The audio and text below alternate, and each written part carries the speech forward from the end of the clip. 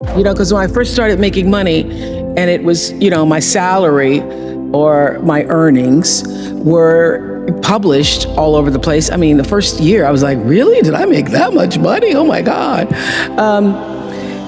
It was very difficult for me to figure out where my boundaries were because I'd grown up poor and didn't have anything.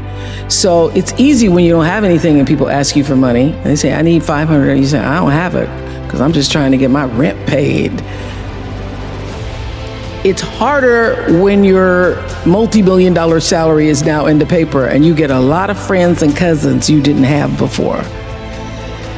So how do you set boundaries for yourself? I was having trouble setting boundaries for myself for even strangers. People would just show up at my door in Chicago and say, Oprah, I left my husband, please help me.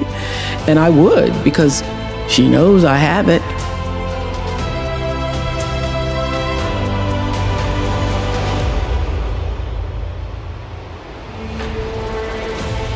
So what I learned is that, the reason why people keep showing up is because my intention is to make them think that I'm such a nice person that you can ask me for anything, you can get me to do anything. I'm going to say yes, I'm going to say yes. So when Stevie called me this time, I thought I'd try out my first no on Stevie. Let's start big. He wanted me to donate some money to a charity, and I didn't want to donate to the charity because I have my own charities and I care about a lot of people, but the problem is when you have money, everybody thinks you just want to give to everything. So every letter I ever get starts with, we know you love the children. Yes, I do love the children, but somebody else is going to have to help the children. So I said to Stevie, no. And he didn't. He just said, okay. Okay? Okay, it's okay? He said, okay, check you later. And what I learned from that is many times you will have angst and worry about things and put yourself in a state, like someone said this morning because their phone went off, they were mortified over a phone. I said, really? You will put yourself in a state when the other person really isn't even thinking about you. So learning that I could specifically determine for myself what the boundaries were for me, what I wanted to do, give my money, give my time, give of my service to who I wanted to give it to when I did, that I get to make that decision. And just because you get 100 requests a week doesn't mean you have to try to fulfill all of that. Just because you have all of these demands on your time and on you doesn't mean that you have to say yes. You get to decide because you're the master of your fate, the captain of your soul, as William Ernest Henley said in Invictus.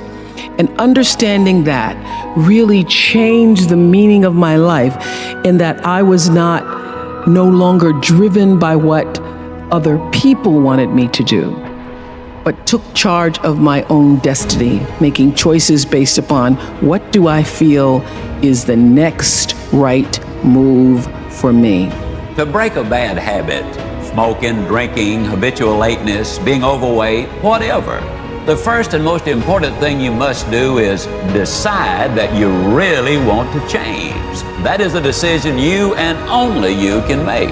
Without this motivation, no person or procedure will have any significant impact on your behavior. You must decide that you want to take control of your life, that you want to be free, that you want to do things with your life instead of having things done to your life. Secondly, if you need to, get help.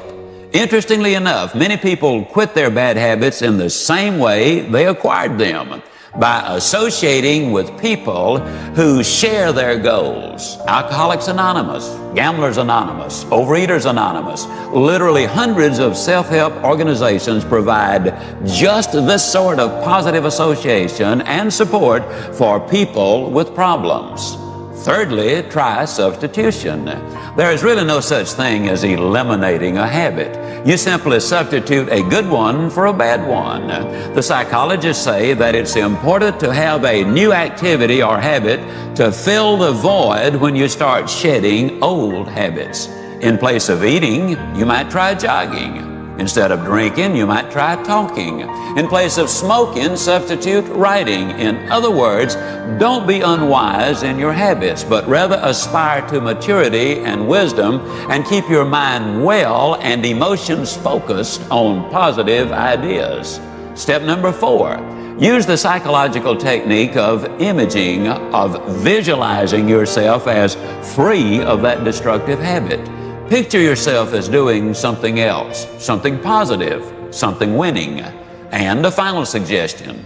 Once you decide to grab hold of a new habit, you will need, for a while, to force yourself to hold on real tight, to hold on to it for all you're worth.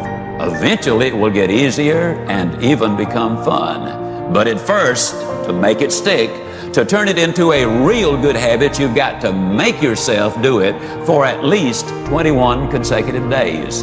Do it for 21 consecutive days in a row, and you'll have a real good shot at beginning to live a different kind of life. You might just become a happier, more motivated, excited, and enthusiastic person.